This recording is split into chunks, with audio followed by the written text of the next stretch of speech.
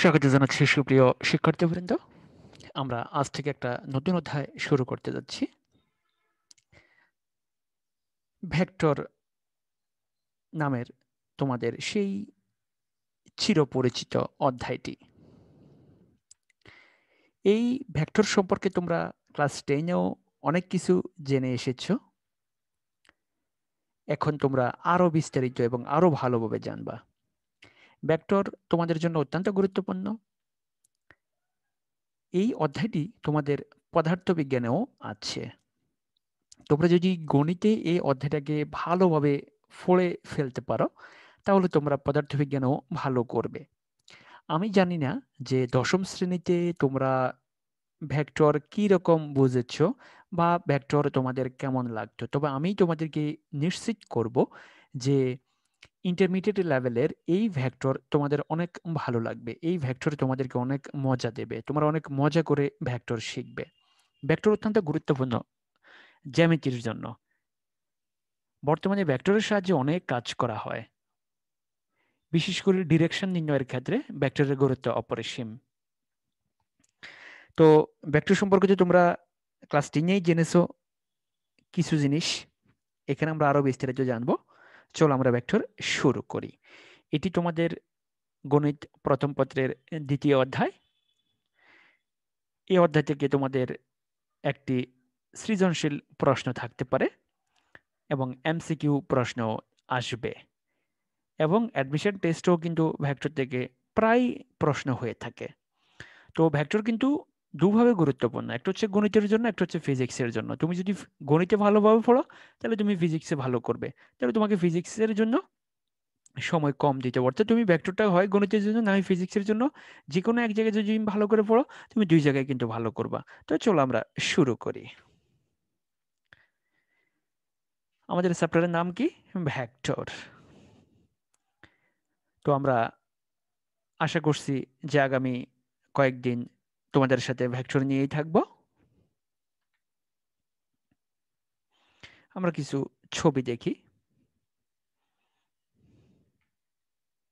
ছবিতে কি দেখা যাচ্ছে বলতে পারবে তোমরা? ট্রাফিক পুলিশ গাড়ির দিক নির্দেশ করছেন, অর্থাৎ তিনি দেখাচ্ছেন কোন দিকে যেতে হবে। তিনি যেই দিকে দেখাবেন সেই দিকেই কিন্তু যেতে হবে। এখানে আমরা দেখতেছি যে গাড়ি যাচ্ছে সেনবাগের দিকে। দুইজন ব্যক্তি গাড়িকে হাই বলতেছে, অর্থাৎ হয়তোবা তারা গাড়ি থামানোর জন্য সিগন্যাল দিচ্ছেন। গাড়িগুলো সেনবাগের দিকে যাচ্ছে, অর্থাৎ তীরটা সেনবাগের দিকে করা। আমরা এরকম অনেকগুলো তীর দেখে থাকি চৌরাস্তার মোড়ে। চৌরাস্তায় গেলে কিন্তু আমরা খানিকটা বিড়ম্বনায় পড়ে যাই যে আমরা কোন দিকে যাব, যে আমাদের কাঙ্ক্ষিত গন্তব্য কোন দিকে হবে। তো অ্যারো দেখে কিন্তু আমরা নিশ্চিত হই যে এদিকে যে স্থানের অ্যারো দেওয়া থাকে, আমরা ওই অ্যারোর দিকে গেলে ওই স্থানে পৌঁছাতে পারবো। তাহলে এখন ছবিতে কি দেখা যাচ্ছে? গাড়িটি সেনবাগের দিকে যাচ্ছে তা দেখানো হয়েছে। নিশ্চয়ই বুঝতে পারছো তোমরা এখানে অ্যারোর কাজটা।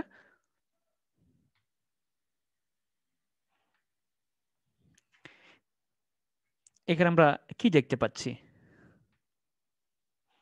এখানে আমরা কি দেখতে পাচ্ছি? এখানে কি দেখতে পাচ্ছি? তাহলে এখানে তিনটা জিনিস, তিনটা পরিমাপের পদ্ধতি এখানে দেওয়া হয়েছে। প্রথম পদ্ধতিতে উচ্চতা মাপা হচ্ছে, যে তার উচ্চতা হচ্ছে 120 সেন্টিমিটার, যেটা স্কেল দিয়ে মাপতেছে। দ্বিতীয়টাতে দেওয়া আছে তরল পদার্থ, যার ভিতরে আছে 5 লিটার, আর হচ্ছে একটা ঘড়ি যা থেকে আমরা সময় নির্ধারণ করে থাকি, সেখানে আছে 10:10 তাহলে তিনটাই হচ্ছে পরিমাপের পদ্ধতি। এখানে দৈর্ঘ্য মাপ, উচ্চতা মাপা হয়, এখানে তরল পদার্থ মাপা হয়, এখানে সময়ে মাপা হয়। তাহলে তিনটা পদ্ধতির জন্য তিন ধরনের ইউনিট ব্যবহার করা হয়। তাহলে এই যে তিনটা পদ্ধতি, এই তিনটা পদ্ধতির জন্য দিকের কোনো দরকার নেই, যে তোমার উচ্চতা কত, আমার উচ্চতা 5 ফুট 7 ইঞ্চি। তাহলে এখানে দিকের কোনো প্রয়োজন নেই যে আমি বাজার থেকে পানি কিনছি, আমি 8 লিটার পানি কিনছি, আমি 5 লিটার পানি কিনছি, তাহলে এখানে দিকের কোনো দরকার নেই। এখন কয়টা বাজে? এখন 5টা বাজে, এখন 2টা বাজে, এখন 3টা বাজে, এখানে দিকের কোনো দরকার নেই। তাহলে এই যে 3টা পদ্ধতি আমরা দেখলাম পরিমাপের, এই 3টা পদ্ধতিতে দিকের কোনো প্রয়োজন নেই, দিকের কোনো প্রয়োজন নেই। কিন্তু আমাদের ভেক্টর কিন্তু দিক ছাড়া হবে না, আমাদের ভেক্টর কিন্তু দিক সূচিত করে। দৈর্ঘ্য, সময় ও আয়তন পরিমাপের জন্য শুধু একক সহ পরিমাণ উল্লেখ করলেই চলে, দিকের প্রয়োজন হয় না। এখন যদি কেউ বলে যে তোমার উচ্চতা কত, এখন তুমি যদি বলো যে আমার উচ্চতা 20 কেজি, তাহলে তো হবে না। কারণ মনে রাখতে হবে উচ্চতার একক কি, উচ্চতার এককের জন্য কি ব্যবহার করা হয়। যদি বলা হয় যে তুমি কত লিটার পানি কিনছো, যদি বলা হয় যে আমি 120 সেন্টিমিটার পানি কিনছি, তাহলেও কিন্তু হবে না। এরপর আসো এখন কয়টা বাজে? এখন 5 লিটার বাজে, তাহলে কিন্তু হবে না, এখন 5টা বাজে। তাহলে এই যে পদ্ধতিগুলা আমরা এখানে দেখলাম, যে উচ্চতা, তরল পদার্থ বা সময়, এদের একক কিন্তু ফিক্সড, তোমাকে ওই একক অনুযায়ী কিন্তু কথা বলতে হবে। তাহলে দৈর্ঘ্য, তাহলে এখানে দৈর্ঘ্য নির্ণয় করা হচ্ছে, এখানে সময় নির্ণয় করা হচ্ছে, এখানে আয়তন, এখানে আয়তন নির্ণয় করা হচ্ছে। তাহলে এই যে এখানে আয়তন, এখানে আয়তনের একক হচ্ছে লিটার। তাহলে এই তিনটা পরিমাপের পদ্ধতি আমরা দেখলাম, এদের জন্য শুধু কি লাগে? শুধুমাত্র একক লাগে, এদের জন্য দিকের কোনো দরকার নেই। এবার আসো, যে রাশি কেবলমাত্র একক সহ পরিমাণ দ্বারা সম্পূর্ণরূপে বোঝানো যায় তাকে স্কেলার বা অদিক রাশি বলে, যেমন দৈর্ঘ্য, ভর, আয়তন, ধ্রুতি, তাপমাত্রা, এগুলো তোমরা ফিজিক্সে পেয়ে আসছো ক্লাস 10-এ। তাহলে যে রাশি কেবলমাত্র একক সহ পরিমাণ দ্বারা সম্পূর্ণরূপে বোঝানো যায় তাদেরকে বলে অদিক রাশি বা স্কেলার রাশি। তাহলে কোনটা কোনটা অদিক রাশি? দৈর্ঘ্য, ভর, আয়তন, ধ্রুতি, তাপমাত্রা, এগুলো হচ্ছে অদিক রাশি। এগুলো কিন্তু মনে রাখতে হবে এমসিকিউর জন্য। এবার আমরা নিচের একটা দৃশ্য দেখি, যে এক ব্যক্তি হাঁটতেছেন।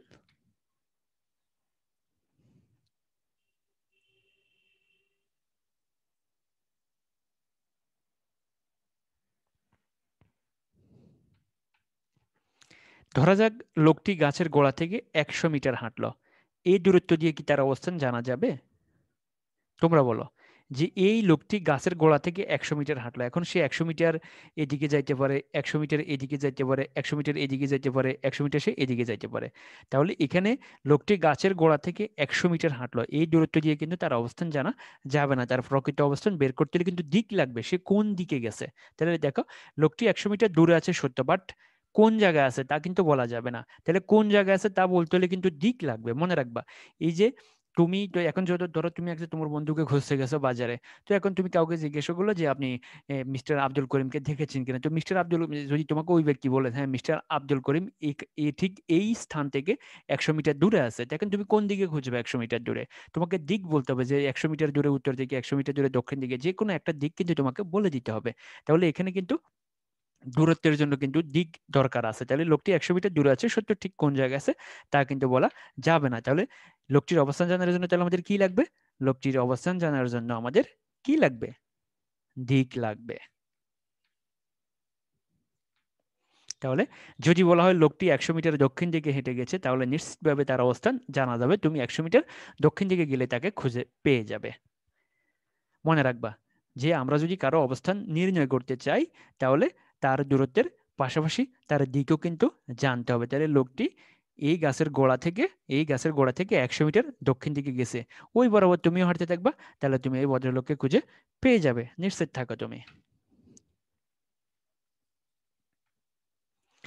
তাহলে একটি নির্দিষ্ট দিকে লোকটির যে অবস্থানের পরিবর্তন হলো তা হলো সরণ, এটি একটি ভেক্টর রাশি। তাহলে একটা নির্দিষ্ট দিকে, লোকটা ছিল এখানে, লোকটা এখন চলে আসছে এখানে, তাহলে একটা নির্দিষ্ট দিকে লোকটি যে অবস্থানের পরিবর্তন করছে এটাকে বলে সরণ, আর এটা একটা ভেক্টর রাশি। তাহলে দেখো, লোকটা ছিল এখানে, লোকটা এখন এখানে, তাহলে তার অবস্থানের পরিবর্তন করছে এই দিকে, তাহলে তাহলে তার দিকটা হবে এই দিকে, এভাবে। তাহলে এই যে পরিবর্তনটা, এই পরিবর্তনটা হচ্ছে সরণ, এবং সরণ হচ্ছে একটা ভেক্টর রাশি। তাহলে যে রাশিকে সম্পূর্ণরূপে প্রকাশ করার জন্য তার পরিমাণ ও দিক উভয়ের প্রয়োজন তাকে সদিক রাশি বা ভেক্টর রাশি বলা হয়। যেমন সরণ, বেগ, ত্বরণ, ওজন, বল, এগুলো সবই হচ্ছে ভেক্টর রাশি, মনে রাখবা। এগুলো তোমাদেরকে ফিজিক্সের জন্যও কিন্তু মনে রাখতে হবে। তাহলে যে সকল রাশিকে প্রকাশের জন্য মান ও দিক উভয় লাগে তাদেরকে বলে ভেক্টর রাশি। আর ভেক্টর রাশি কোনগুলো? সরণ, বেগ, ত্বরণ, ওজন, বল ইত্যাদি। এখন তোমাদেরকে একটা কাজ দিচ্ছি, এই কাজটা তোমরা করবা। এখান থেকে তোমাদেরকে স্কেলার রাশি এবং ভেক্টর রাশি আলাদা করতে হবে। এখানে যে রাশিগুলো আমরা দেখতে পাচ্ছি তাদের তাদের থেকে তোমাদেরকে ভেক্টর রাশি কোনগুলো, স্কেলার রাশি কোনগুলো, এগুলো আলাদা করতে হবে। সময় হচ্ছে 10 সেকেন্ড। এই 10 সেকেন্ডের মধ্যেই তোমাদেরকে উত্তর বলতে হবে।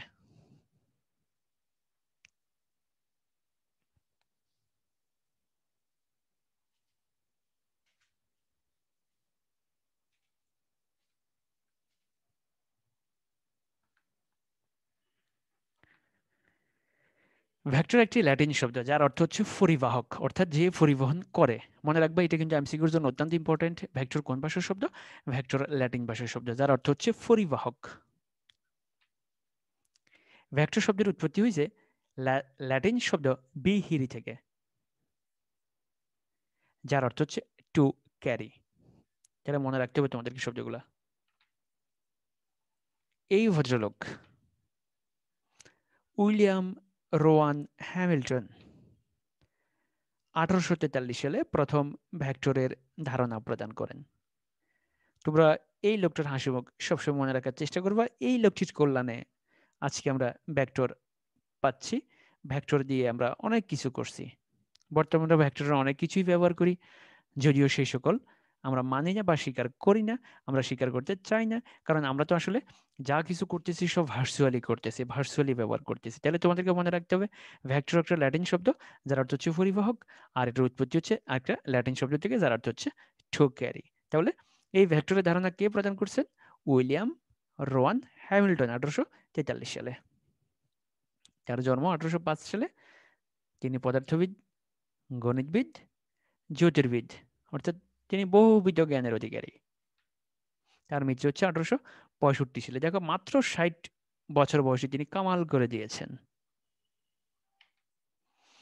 ভেক্টরের অত্যাধুনিক রূপ হলো টেন্সর, অর্থাৎ বর্তমানে আমরা ভেক্টরের আপার ক্লাসে যে জিনিসটা পাবো, তোমরা অনার্সে উঠলে, তোমরা মাস্টার্সে গেলে বা ইঞ্জিনিয়ারিং পড়লে তোমরা যে জিনিসটা পাইবা সেখানে পাইবা টেন্সর নাম, অর্থাৎ ভেক্টরের আরেকটা রূপ হচ্ছে টেন্সর, এবং এটি হচ্ছে ভেক্টরের বর্তমান অত্যাধুনিক রূপ।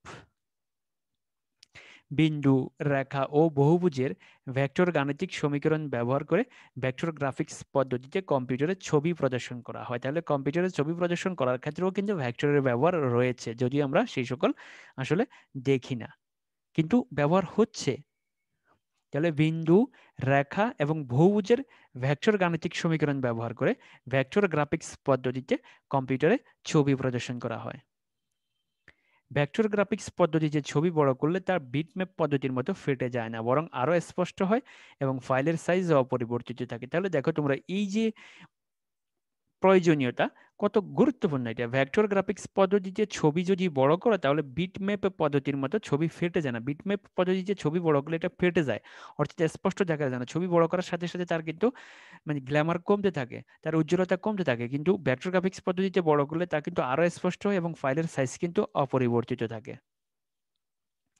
ভেক্টর রাশিকে মোটা অক্ষরে বা অক্ষরের উপর নিচের টান বা তীর চিহ্নের মাধ্যমে প্রকাশ করা হয়। তো তোমরা ভেক্টর রাশিকে কিভাবে প্রকাশ করা হয় তা কিন্তু ক্লাস 10 দেখে আসছো। ওইভাবে আমরা এখানেও ব্যবহার করবো, এবং তোমরা ক্লাস 10 ফিজিক্সেও কিন্তু এটা পাইছো যে কিভাবে ভেক্টর রাশিকে প্রকাশ করা হয়।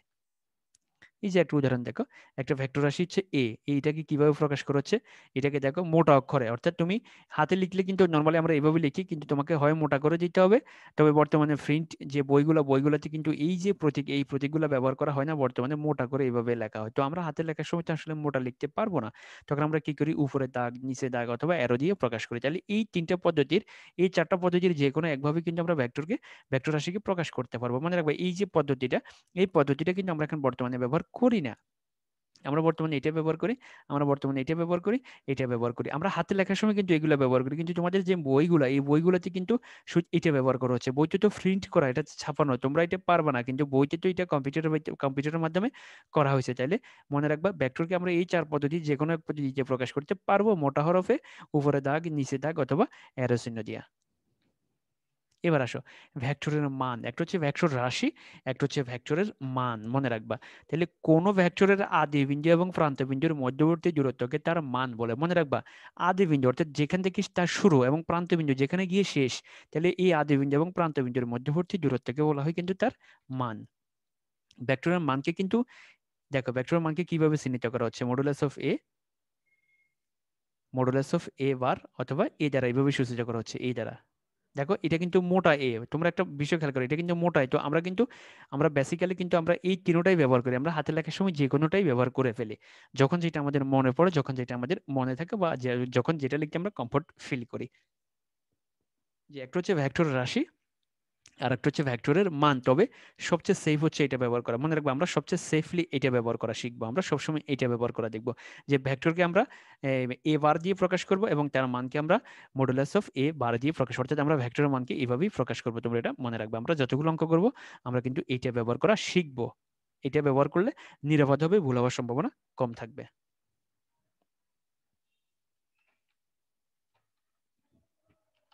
দেখো এটা হচ্ছে আদি বিন্দু, আর এটা হচ্ছে প্রান্ত বিন্দু। তাহলে এটা হচ্ছে একটা এবি, হচ্ছে একটা ভেক্টর। দেখো তাহলে এবি ভেক্টর, দেখো ভেক্টরটা কি, ভেক্টরটা হচ্ছে এবি, এখান থেকে এখানে শেষ, যে শুরু হয়েছে এখানে, শেষ হয়েছে এখানে, তাহলে ভেক্টরের নাম হচ্ছে এবি ভেক্টর। আর তার ভেক্টরের মান কিভাবে বের করবো, ভেক্টরের মান বের হবে এই বিন্দু থেকে এই বিন্দুর বিয়োগফল, তাহলে এই বি মাইনাস এ, মনে রাখবা।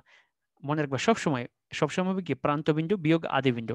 একটা ভেক্টর এর মান কি হবে, একটা ভেক্টর হবে, মান তো পরে বের হবে, আগে তো ভেক্টর, এটা হচ্ছে এ বিন্দু, এটা হচ্ছে ভি বিন্দু। তাহলে এ ভি ভেক্টরকে আমরা কিভাবে সূচিত করব, এ ভি ভেক্টরকে আমরা সূচিত করব বি মাইনাস এ দিয়ে, তারপরে মান মডুলাস দিলে মান বের হয়ে যাবে। তো মান বের করার পদ্ধতি আমরা পরে দেখব। এটা হচ্ছে ভেক্টর, এই যে ভেক্টরটা, এই ভেক্টরটার নাম হচ্ছে এ ভি ভেক্টর, মনে রাখবা। এই ভেক্টরটার নাম হচ্ছে A V vector. R V vector কিভাবে বের হবে, বি মাইনাস এ। তাহলে এটা তার মান হচ্ছে এটা, দেখো এটা হচ্ছে ভেক্টর আর এটা হচ্ছে তার মান, মনে রাখবা। এটা হচ্ছে ভেক্টর, এটা হচ্ছে তার মান, যখন মডুলাস থাকবে তখন আমরা এটাকে তার মান হিসেবে ধরে নেব। তাহলে আগে তো ভেক্টর, তো ভেক্টরের এটা কি আদি বিন্দু, এটা হচ্ছে প্রান্ত বিন্দু। তাহলে এই ভেক্টরটা কিভাবে সূচিত করা হবে, এই ভেক্টরটা হবে A V bar equal V bar minus A bar, আর মডুলাস দিলে তার মান পাওয়া যাবে। তো ভেক্টরের মান কিভাবে বের করে এটা আমরা পরবর্তীতে অঙ্ক করার সময় দেখব। এবার আসো দিক নির্দেশক রেখাংশ। একটা লোক রাস্তায় দৌড়তেছে, দেখো সে এ থেকে দৌড়া শুরু করছে, বিতে গিয়ে পৌঁছে গেছে। তাহলে তার দিক নির্দেশক রেখাংশ হচ্ছে এ বি। এটা হচ্ছে আদি বিন্দু, এটা হচ্ছে প্রান্ত বিন্দু। তাহলে আসো, কোন সরল রেখাংশের আদি বিন্দু এ এবং প্রান্ত বিন্দু বি হলে এ বি রেখাংশটিকে দিক নির্দেশক রেখাংশ বা ভেক্টর রাশি বলে। তাহলে এটা হচ্ছে আদি বিন্দু, এটা হচ্ছে প্রান্ত বিন্দু। তাহলে এই এ বি রেখাংশটিকে কি বলে, দিক নির্দেশক রেখাংশ বা ভেক্টর রাশি। দেখো কোন সরল রেখাংশের আদি বিন্দু এ এবং প্রান্ত বিন্দু বি হলে এ বি রেখাংশটিকে দিক নির্দেশক রেখাংশ বা ভেক্টর রাশি বলে। তাহলে এটা হচ্ছে আদি বিন্দু, এটা হচ্ছে প্রান্ত বিন্দু। তাহলে এ থেকে বি, এটা হচ্ছে কি, এটা হচ্ছে দিক নির্দেশক রেখাংশ। এবং দিক কোন দিকে, দিক হচ্ছে এ থেকে বি এর দিকে, সে কোন দিকে যাচ্ছে অ্যারো দেখলে বুঝতে পারো। মনে রাখবে ভেক্টর কিন্তু সূচিত হবে অ্যারো দিয়ে, যদি অ্যারোটা এভাবে থাকে তাহলে হবে বি থেকে এর দিকে, আর এখন যেহেতু অ্যারোটা এদিকে তাহলে এ থেকে বি এর দিকে। তাহলে দিক নির্দেশক রেখাংশ হচ্ছে এটা, এই দিক নির্দেশক রেখাংশকে এইভাবে সূচিত করা হয়, এ বি উপরে অ্যারো দিয়ে অথবা বার দিয়ে তুমি এভাবে তুমি সূচিত করতে পারো। উপরে অর্থাৎ একটা রেখা টেনে দেওয়া যায়, নিচে একটা রেখা টেনে দেওয়া যায়। তাহলে আসো, সদিক রেখাংশ এবি এর দৈর্ঘ্য, অর্থাৎ দৈর্ঘ্য মানে মান, এ থেকে বি এর দূরত্ব। দৈর্ঘ্য মানে কি, এ থেকে বি এর দূরত্ব। দেখো এটা হচ্ছে ভেক্টর আর এটা হচ্ছে তার মান, মনে রাখবা দৈর্ঘ্য কিন্তু মান, ভেক্টরের দৈর্ঘ্য মানে ভেক্টরের মান। তাহলে এই যে এ থেকে বি এর দূরত্ব, এ বি ভেক্টর, এটা হচ্ছে এই যে ভেক্টরটা আমরা দেখতে পাচ্ছি, এই ভেক্টরটার নাম হচ্ছে কি ভেক্টর, এ বি ভেক্টর, যার দিক হচ্ছে এ থেকে বি এর দিকে। তাহলে সদিক রেখাংশ, যেহেতু এটার দিক আছে এই কারণে তার নাম হচ্ছে সদিক রেখাংশ এ বি এর দৈর্ঘ্য হচ্ছে মডুলাস অফ এ বি, তার উপরে ভেক্টর সাইন দিয়া ভেক্টর সূচিত করছে।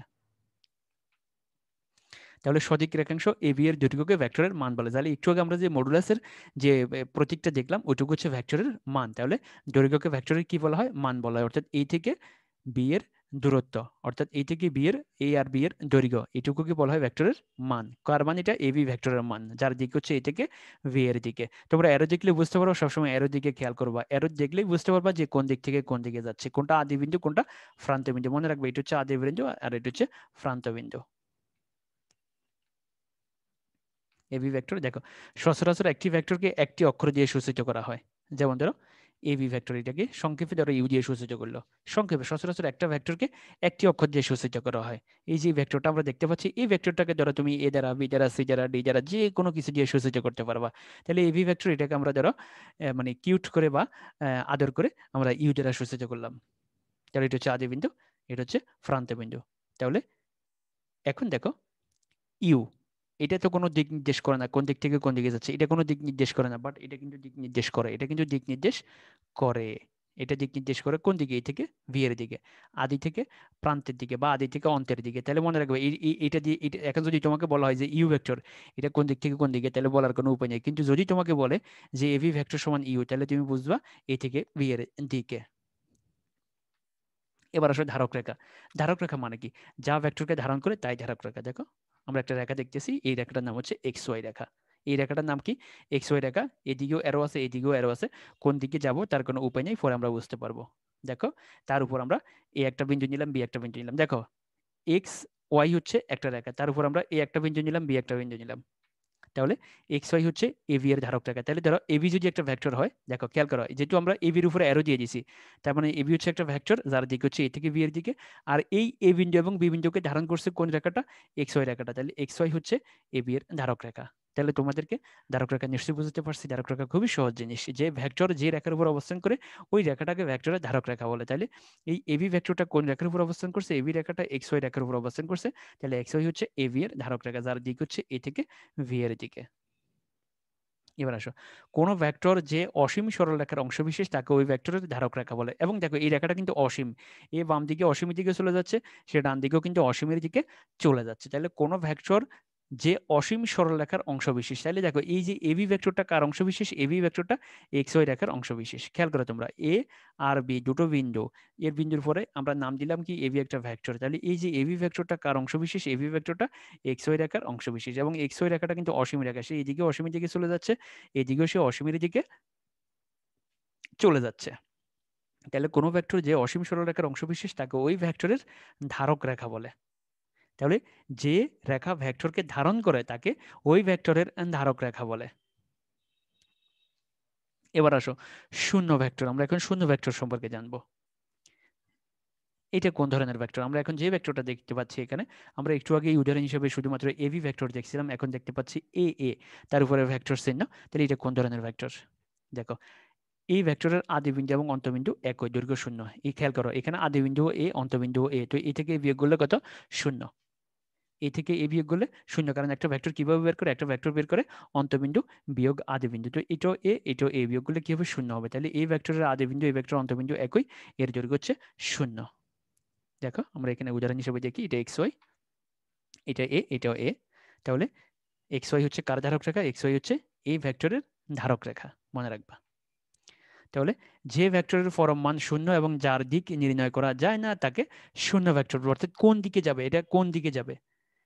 এখানে তো এ এ ভেক্টর, মনে রাখবা শূন্য ভেক্টরের কিন্তু কোনো দিক নেই, শূন্য ভেক্টরের কোনো দিক নেই, কিন্তু এ এ ভেক্টর এটা এটা পরবর্তীতে শূন্য ভেক্টর হবে, ঠিক আছে? অর্থাৎ আমাকে যদি বলা হয় এ এ ভেক্টর সমান শূন্য, শূন্যর নিচে কিন্তু শূন্যের উপরে নিচে কোনো দাগ দেওয়া হয় না, মনে রাখবা শূন্যর উপরে নিচে কোনো দাগ দেওয়া হয় না, শূন্য আই, শূন্য জে এরকম কিন্তু কোনো কিছু করা হয় না। তাহলে যে ভেক্টরের পরম মান শূন্য এবং যার দিক নির্ণয় করা যায় না তাকে বলে শূন্য ভেক্টর। অর্থাৎ কোন দিকে যাচ্ছে কোন দিকে তা কিন্তু নির্ণয় করা যাবে না।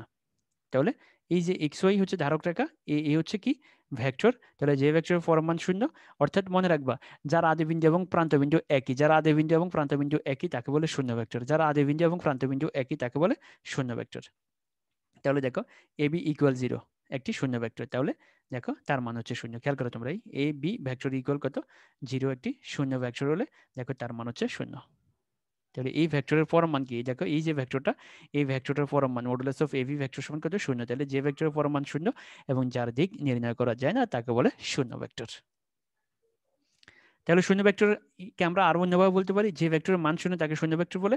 শূন্য ভেক্টরের আদি বিন্দু এবং প্রান্ত বিন্দু একই, মনে রাখবে শূন্য ভেক্টর কখন হবে? যখন তার আদি বিন্দু এবং প্রান্ত বিন্দু একই হবে, তখন সেই ভেক্টরটা কি হবে? শূন্য ভেক্টর হবে। এটা কিন্তু এমসিকিউর জন্য তোমাদেরকে ভালো করে মনে রাখতে হবে।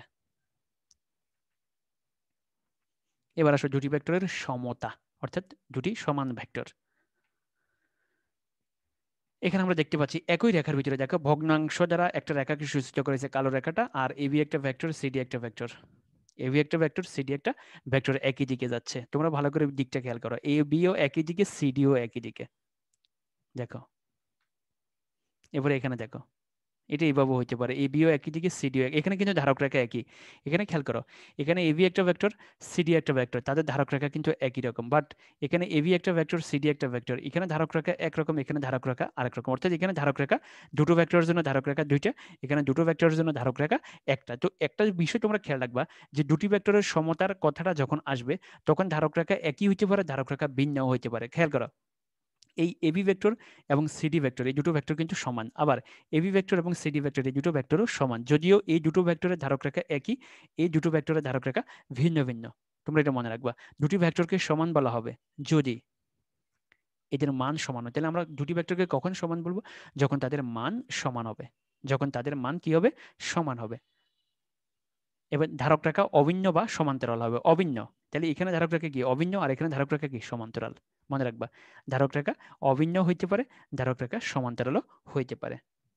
যদি এদের দিক একই হয়, তাহলে মনে রাখবা দুটো ভেক্টরকে আমরা কখন সমান বলবো? যে তোমাকে দুটো ভেক্টর দিল, অথবা তোমাকে এমসিকিউতে দুটো ভেক্টর দিল, দিয়ে বললো যে কোন দুটি ভেক্টর সমান, কতগুলো ভেক্টর দিল, দিয়ে বললো যে কোন দুটি ভেক্টর সমান, তাহলে তুমি দেখবা যে এই যে ধারক রেখা একই অথবা সমান্তরাল কিনা। দেখো এখানে ধারক রেখা একই, এই ভেক্টর এবং অর্থাৎ এবি ভেক্টর এবং সিডি ভেক্টরের ধারক রেখা হচ্ছে এই কালো রেখাটা, আর এখানে এবি ভেক্টর এবং সিডি ভেক্টরের ধারক রেখা হচ্ছে ভিন্ন ভিন্ন কিন্তু সমান্তরাল।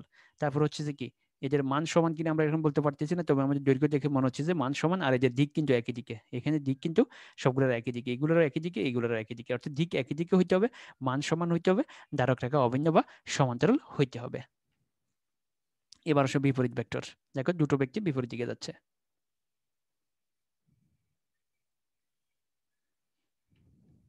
দেখো দুটো ভেক্টর দুই দিকে, একটা এ ভেক্টর একটা ভি ভেক্টর, তাহলে এই ভেক্টরগুলোকে আমরা বিপরীত ভেক্টর বলবো। দেখো এ কে বি এর বিপরীত ভেক্টর বলা হবে যদি এদের মান সমান হয়। তাহলে দেখো বিপরীত ভেক্টর হইতে হলে কি হইতে হবে? মান সমান হইতে হবে। বিপরীত হইতে হলে মান সমান হইতে হবে, ধারক রেখা কি হবে? অভিন্ন হবে বা সমান্তরাল হবে। তাহলে আগের আগেরও দুটো বৈশিষ্ট্য এটাই এমন ছিল, যে দুটো ভেক্টর সমান হইতে হলে মান সমান হইতে হবে, ধারক রেখা অভিন্ন বা সমান্তরাল হইতে হবে। এখানেও বলছি যে দুটো ভেক্টর বিপরীত হবে কখন?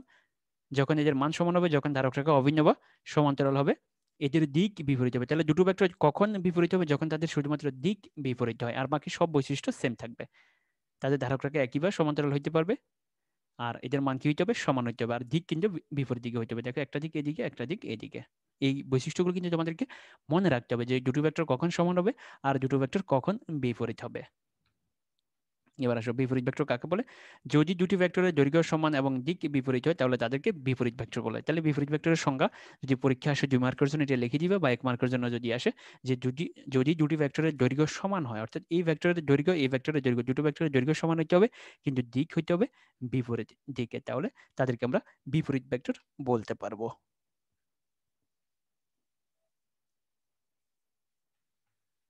দেখো দুটো ভেক্টর বিপরীত দিকে, দেখো এখানে দুটো ভেক্টর বিপরীত দিকে, এখানে ধারক রেখা একই, এখানে ধারক রেখা ভিন্ন ভিন্ন। তাহলে দেখো আমরা আগে বলছি যে ধারক রেখা কি হইতে পারবে?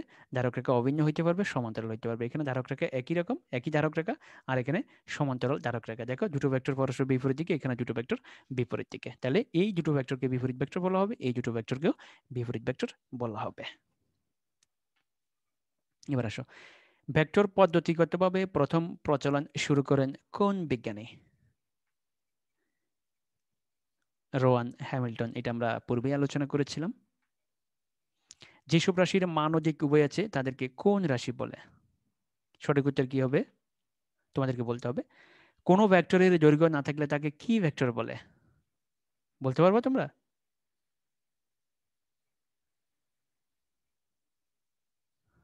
কোনটা আনসার হবে? কোনো ভেক্টরের যদি দৈর্ঘ্য না থাকে তাহলে তাকে বলে শূন্য ভেক্টর। কোনো ভেক্টরের দৈর্ঘ্য যদি না থাকে তখন তাকে বলবো শূন্য ভেক্টর। অর্থাৎ যে ভেক্টরের আদিবিন্দু এবং প্রান্তবিন্দু একই, আদিবিন্দু প্রান্তবিন্দু একই মানে কি? তুমি ওখানে দাঁড়িয়ে রইছো, তুমি ওখানে দাঁড়িয়ে আছো, যেখানে সৃষ্টি হয়েছে সেখানেই শেষ হয়েছে, তাহলে এটাকে বলে আদিবিন্দু আর অন্তবিন্দু একই। তাহলে আদিবিন্দু আর অন্তবিন্দু যদি একই হয় তাকে বলে শূন্য ভেক্টর। কোনো ভেক্টর যে অসীম সরলরেখার অংশবিশেষ তাকে কি বলে? কেউ বলতে পারবা? দিক রেখা, আদি রেখা, সরলরেখা, ধারক রেখা, কোনটা সঠিক? এটা ভুল, এটা ভুল, এটাই সঠিক। অর্থাৎ কোনো ভেক্টর যে অসীম সরলরেখার অংশবিশেষ তাকে বলে ধারক রেখা। সুপ্রিয় শিক্ষার্থীবৃন্দ, ধন্যবাদ সবাইকে। আজকে আমরা ভেক্টরের বেসিক নিয়ে আলোচনা করলাম। আগামী পাঠে আমরা ভেক্টরের অঙ্কগুলো নিয়ে হাজির হব। তবে এই বেসিক তোমাদের ভালো করে মনে রাখতে হবে। এখানে আমরা একটা ভেক্টরের আদিবিন্দু, প্রান্তবিন্দু, ভেক্টরের উৎপত্তি, ভেক্টরের ধারক রেখা, শূন্য ভেক্টর, সমান ভেক্টর, বিপরীত ভেক্টর প্রভৃতি বিষয় নিয়ে আলোচনা করেছি। প্রত্যেকটা বিষয় তোমাদেরকে ভালো করে পড়তে হবে। তোমরা ভিডিওটা ভালো করে দেখবা। এরপরেও যদি কারো কোনো প্রশ্ন থাকে তাহলে অবশ্যই আমাকে জানাবে। আর এই বেসিকগুলা যদি তোমাদের মনে থাকে যে একটা ভেক্টর কিভাবে সূচিত হবে, একটা ভেক্টরের আদিবিন্দু প্রান্তবিন্দু থেকে কিভাবে আমরা ভেক্টর নির্ণয় করব, ভেক্টরের মান কি, ভেক্টরের মান কাকে বলে, ভেক্টরের মান কিভাবে বের করে, ভেক্টরের মানের কোনো দিক নাই, এটা কিন্তু খেয়াল রাখতে হবে। এই বিষয়গুলোতে যদি বুঝতে কারো কোনো সমস্যা থাকে তাহলে অবশ্যই আমাকে জানাবে।